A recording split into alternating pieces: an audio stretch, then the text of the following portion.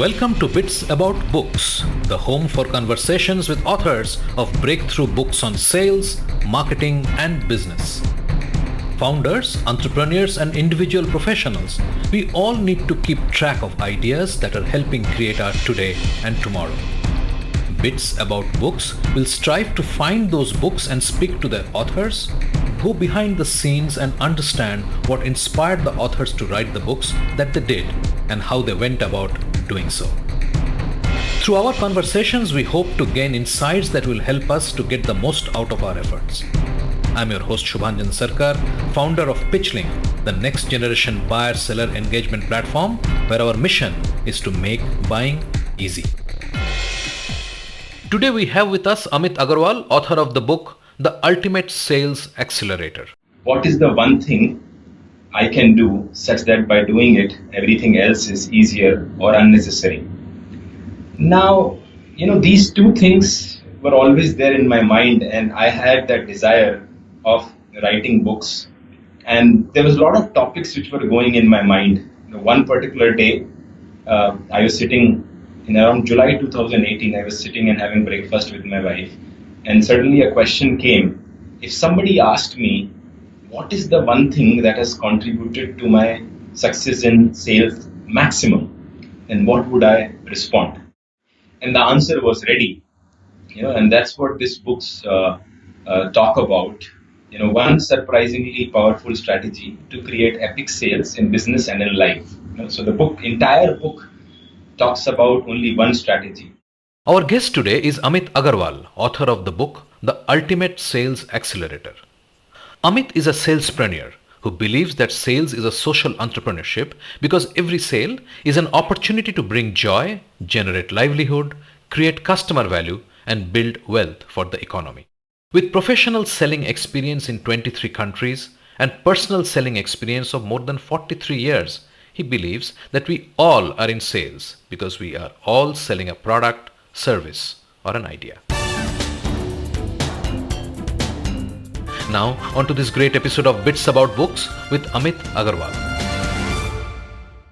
Amit, welcome to Bits About Books. This is where we talk to authors about path-breaking books in business and sales.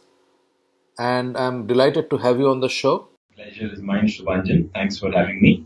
You wrote the book, The Ultimate Sales Accelerator, and Yes. There has been quite a bit of sharing and writing about in LinkedIn.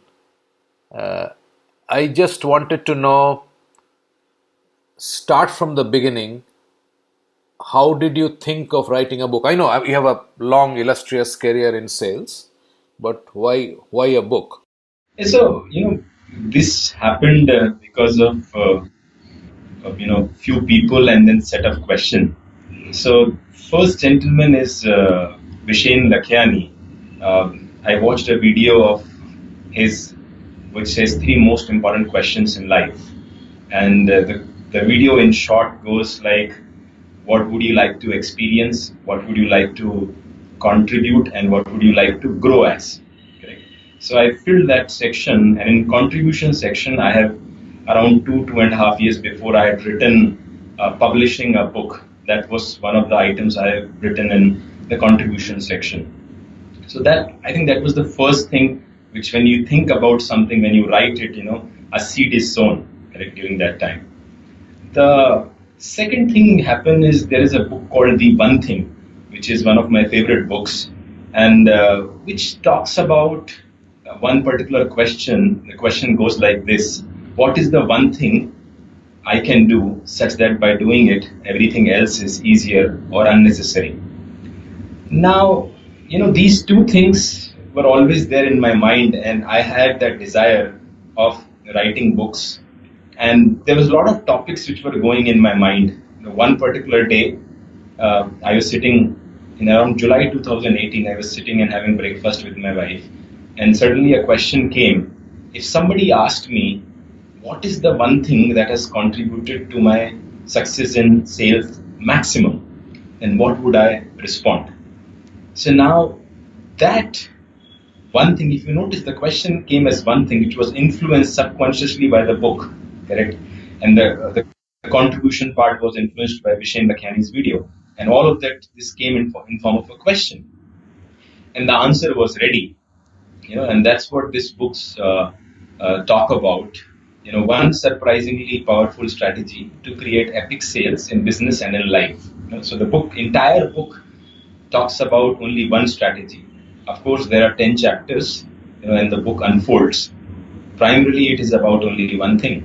So that's the brief about how the book came about. When you went about writing the book, these chapters, how have you structured the book actually? Yeah, so what happened is, when I started writing the book, the first thing which I did is that I wrote once the one thing was clear, that one strategy. So I wrote the chapters first. I mean, wrote means gave the heading first. And what was interesting is that I incidentally wrote each chapter name as a question. If you notice in the book, right from why this book, from where it starts, chapter 1 to chapter 2, what is use case selling, and so on. All of them are a question. And the reason it is a question is because I recognized that question creates possibilities and participation. So, for example, if I tell that the color of sky is blue, correct?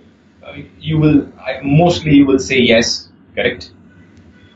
Now, if I change the question and if I ask people what is the color of sky, some of them may say it's blue. Some of them may say it is dark in the night. Some of them may say the color varies throughout the day. So you see, what is happening is when we are asking question, there is more possibilities and more participation, and that influenced me in creating all these chapters as questions. Now, how does the flow go of the chapter is that, I am again influenced by a book called Start With Why. Start With Why by Simon Sinek, correct? And that book actually inspired me, to do everything with a why. So if you notice, the first chapter of the book is also why this book. Then the second chapter goes to define what is that one strategy.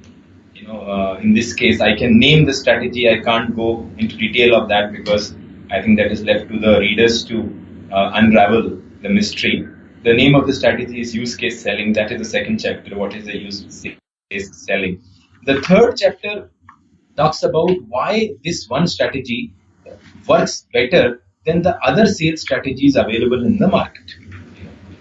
Then chapter 4, 5, 6 actually are chapters in B2B experiences, B2C experiences, and personal life. And that is what also makes this book different, because if you have seen the back of the book, which says that narrating 31 experiences in B2B, B2C, and personal life. Okay? So those three chapters make the true experience in these three categories.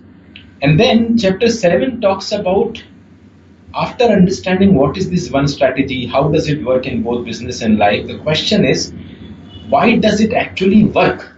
Does human brain has anything to do with it?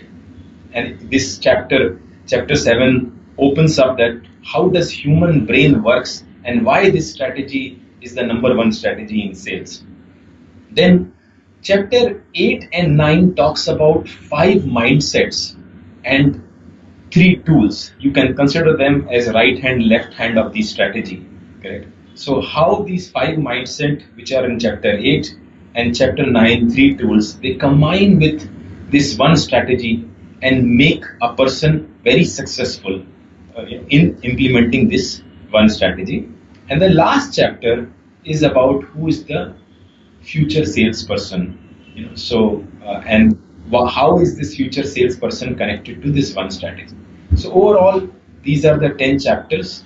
Very briefly, I have covered them. Would you think that this is something new, or is this something that you have sort of simplified for consumption and adoption? Yes, so I think first of all, for me, I personally believe that, in fact, this book also even before the prologue, it starts with what makes us unique. Right? It starts with a note to the reader, and I realized that what makes us unique is not our title, not our bank balance. The only thing which makes us unique is our experiences. My experiences are different than yours are different than somebody else. And a book is a medium to share our experiences with a broader fraternity, isn't it? So this book, as you will read it, you will observe the strategy is also very experiential. So this strategy, while I'm in sales professionally from 20 plus years, personally from 43 years, because I believe we all are in sales, correct? Fundamentally, however, I realized this strategy only in 2015, the use case selling in 2015, and it was during a meeting with a chief marketing officer of a large bank in Asia. I can just walk you through that incident. I may not decipher it, but I may so for the benefit of your for the audience. So what happened is I just joined a startup, and that startup was going through a major pivot, as you know, startups generally do. So in that case, the company was moving to a new SaaS business, a new vertical, which is financial services. There was no referenceable client at all, and also the product was in very early stage. So in such case, I get a meeting with a large bank, CMO of a large bank, and as I was waiting in that conference room, you know how banking sector is very formal, very professional, very formal. I was waiting in a conference room, and I was thinking, what can I do to create value for this august audience? How can I serve them well?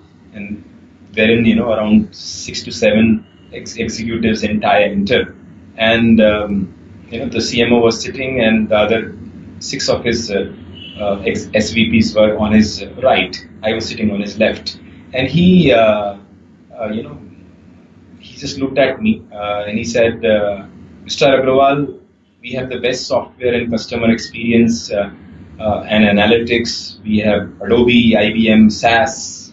We have everything. And then he was silent.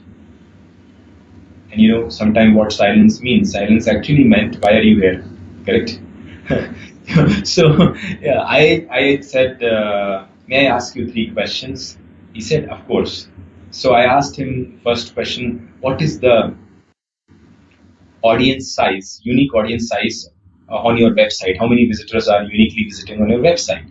He said 12 million. I said, thank you.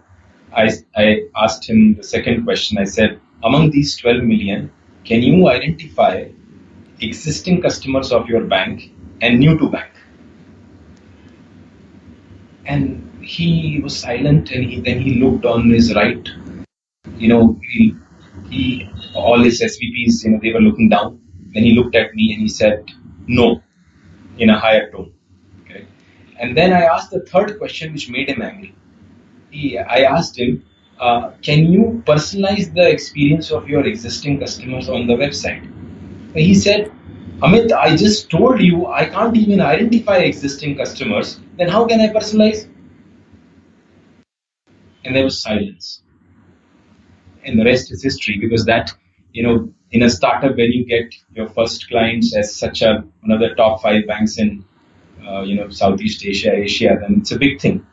It creates a very strong reference. Now, I reflected on this, and I figured out that there is something I did in this discussion, where a large bank which has everything on earth, all software, everything possible, there is no technology piece which is not there. Correct? Still, that person got interested, and of course, finally bought it. Okay. So, I will not unravel this. There's a structure behind this. Of course, and that structure, when the readers read it in the book, they will be able to decipher and appreciate it across the various stories. So, this is the beginning of that thought process, what I call as use case selling. And I have noticed by using this, the benefits have been tremendous. First is that the number one, which I think all sales owners aspire for, is to become a trusted advisor, isn't it?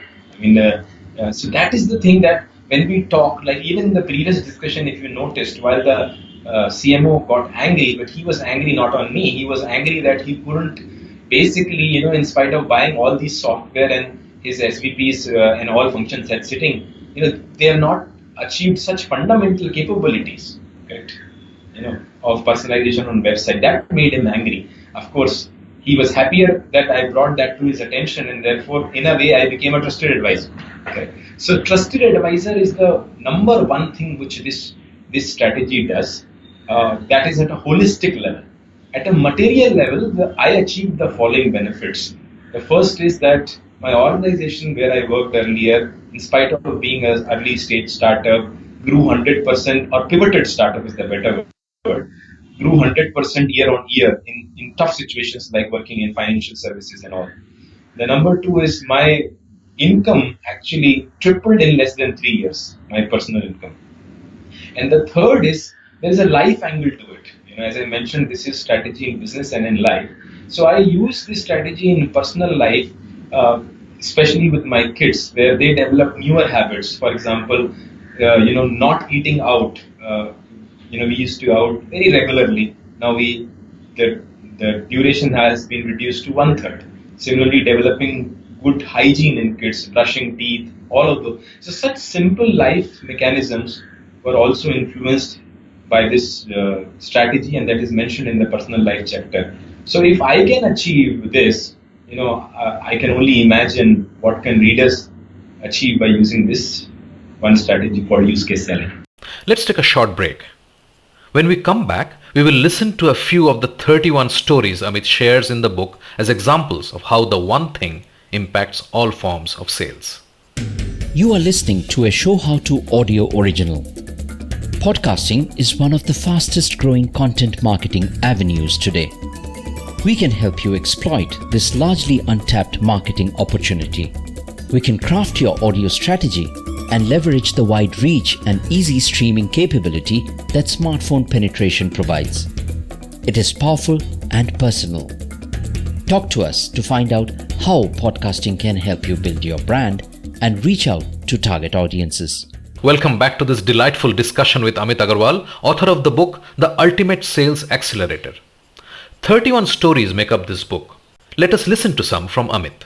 You have narrated 31 experiences, whatever you call it. Yeah. So, would you like to elaborate on a couple of them? So there are sometimes situations where you say no to customer, Sumanjan, correct? So there was a situation, as I was mentioning, we were pivoting in one of the organization, and the one customer came and he said, I want to do retargeting with you. And retargeting, if you observe, is basically if you go to Amazon.com and if you look at a smartphone and then you don't buy it, correct? And then you go to ndtv.com or Facebook, you see the same phone as an ad, correct? So that's what, in simple terms, is retargeting. So whereas in that organization we were moving from retargeting based business to a more holistic marketing automation personalization business across channels, not only one channel retargeting, multiple channels. Okay? So that is what I was taking care of. So this particular client was an insurance aggregator, and the client came and he spoke to the sales owner and he said, I want to do retargeting. So the sales owner reached out to me. I said, if they want to do retargeting, share the coordinates of the other division within our company who only still does that retargeting. We do the marketing automation and personalization across channels. So he tried that, didn't work. Client said, no, we want to work with you only. So he said, can you at least talk to them? I said, okay. So the client came and he said, we want to do retargeting with you. I said, politely, I said, there is a better team for that. Kindly, I can connect you with them. He said, can you listen to my requirement? I said, of course. He said, right now, when, let's say, you come to my website as a customer and you look at Honda Civic as a car, and Honda Civic as a car has a premium of, let's say, 8,200, and that car is of blue in color. Now, when you go away and you don't buy that insurance, all I can show is a car, and the same car is shown to everybody, whether it is you or whether it is somebody else. Whereas actually what you did, you saw a Honda Civic. You were looking for a Honda Civic, which is blue in color, and the premium is 8,200, correct? I said, yes. Said, nobody in insurance industry is doing that, in retargeting also. In insurance, we want to be the first in that. Can you help us? Correct. Now, this was interesting. Generally, what happens is the sales owner like me is selling to the customer, correct? Here, the customer was selling, and the reason I said yes, we will do it immediately. Why? Because he shared something which is unusual, correct? Nobody in insurance industry, at least that time, 4 or 5 years before, had done this. For me, it was an opportunity to create something new for the customer who's very ready for it, and more importantly, create a reference story, which is one of the first in the industry.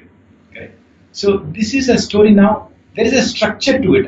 As I said, when the readers read it, they will be able to see that structure of use case selling, which is a 4-part structure in each of these stories. So this is one of them where not I didn't sell, somebody else sold an idea to me of doing something which neither the organizational strategy was aligned nor I was. Correct? And we did it. And by the way, the advantage of that was that there were so many references created because of that one implementation we did in the early stages, that people will say these guys are doing something phenomenal. It's something completely different. And the one-liner which was used is they are doing e-commerce kind of personalization in insurance. Okay. So this is, again, there are so many stories other than this. Sure. That's great. So just as a aside to this this thrust that you have, do you think that the buyers fundamentally are far more in control of the selling process today than in the past? Of course, I think you're correct, Shubhanjan. And primary reason is the buyer is more empowered in terms of information they have. I think there's a lot of research being done on this new age sales, where I think there's a percentage, I think 53 or 73, which says that before even reaching out to as an RFP or to reaching out to any vendor, buyers do all their research on internet or through various forums available. Correct? Nowadays days, you look at any particular thing, it is available on internet. So the buyer certainly is more empowered. However, I have a different point of view on this. Can I share that, please? Yes, of course. Yeah, thank you. So this actually, the chapter 3 of the book also mentions that the question is, are we selling to buyer or are we selling to user? And the fundamental point on that is, I believe, as important or as informed the person could be, okay, there is always a user in that person left. Because if we are selling to a buyer, then creating differentiators, creating that value proposition becomes difficult, because the person is in control. Whereas if you are selling to a user, you are selling potentially the unknown needs which the user himself or herself doesn't know. Okay? The lot of value creation happens by servicing unknown needs. Correct? There is a very famous one-liner from Steve Jobs who said, that we don't need to ask customer of what they need. We need to tell them. Correct? So from that perspective, my view, and you will see in the stories also, or experiences also, which are all true, that I have focused on, there are 3 kinds of need. One is known needs that are met, correct? Then there are known needs that are not met, known needs with resistance to change, and unknown needs. This all together forms as Mount Everest of needs, which is given in chapter 2, which is one of the cornerstone of this book. So if we have to move to holistic sales owners have to address the unmet and unknown needs, correct? And those can be addressed by looking at buyer as a user, not as a buyer. And I think that thought process is inculcated, that when I am meeting a buyer, what can I share with him or her which they will not know? A normal word is called insight, Shubhanjan. Correct? But when you look at word insight, it is also very, sometimes misused. That is the reason, I am actually mentioning that the concept of user rather than as buyer. Also I am mentioning the concept of Mount Everest of needs, which is, if you meet a sales owner, just ask him this. Just ask whatever he or she is selling, ask him, can you please either tell me or document all the needs which are met, all the needs which are not met, all the needs which are known but resistance to change, and all the needs in the area you are selling which are unknown. If the sales owner does that, he or she is golden. And of course, their customers will also like them a lot. So that's the drift of, while the buyer is empowered, it will be great to look at them with a lens of a user. So that's my personal take, and that's what is mentioned in the book as well. No, I understand, because the user as a persona is a sales out definition, right? So when as a salesperson I'm looking at you as a potential buyer, I am looking at so that's the difference between the word customer. The customer is a sales out view of the person or the organization, and the buyer is the buyer out view, right? That's my role, correct? Yeah. So yeah, absolutely. So I understand. So from the sales person's point of view, you need. So I guess what you are trying to say is that don't only think that this person is giving you money, but think that this person is actually going to enjoy the usage of your product or service for a very long time. That's the framework, right? That is the framework because whenever we use the word buyer and when we use the word customer in sales, whether we like it or not, subconsciously there is a pressure of closing. There is a pressure of this thing. No, we have to win this deal. The moment the word user comes into picture, one word which is mentioned in the book many times, service mindset. Service mindset comes. In fact, the last chapter, the last epilogue of the book mentions the new definition of sales. Which is S for serve. Serve with authenticity, love, expertise, and smile. That is sales. Not the normal sales, which is high pressure, all of that. Serve with authenticity, love, expertise, and smile. So the user view actually connects with the word serve much better. That's what I've seen. Yeah. Wonderful. That's a great point, a great note to end this chat. Thank you, Amit. I really appreciate your time. And my pleasure. I wish you all the best with the book. I know it's out now, and I think you're doing a great job promoting it, and whatever you're doing, all success to you. Bits About Books is brought to you by Pitchlink, the buyer-seller engagement platform. Pitchlink makes buying easy by enabling high-quality engagement between buyers and sellers through its presentation and discussion modules.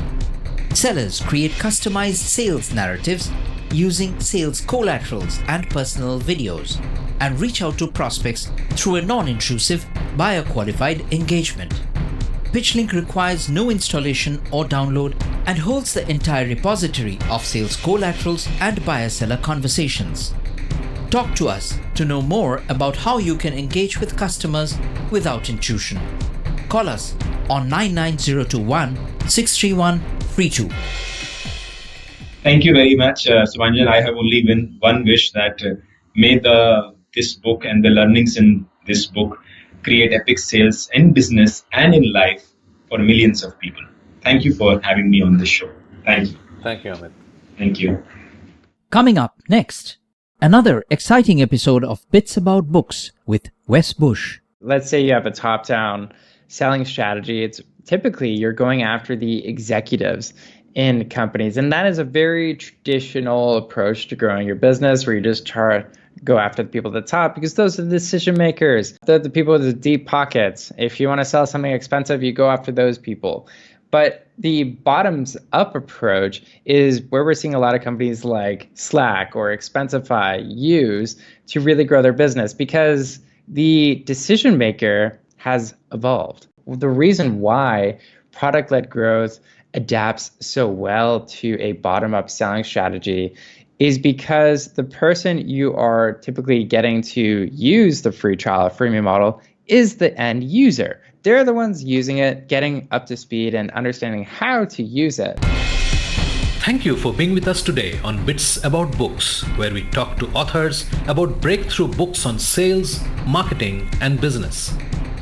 We hope this conversation helped inform and motivate as we all navigate a rapidly changing business environment. For us, these are enlightening conversations enriched with knowledge and expertise. We encourage you to go out and buy the book to learn firsthand and implement some of the great ideas we discussed today. We hope to have you with us again in the next exciting episode of Bits About Books.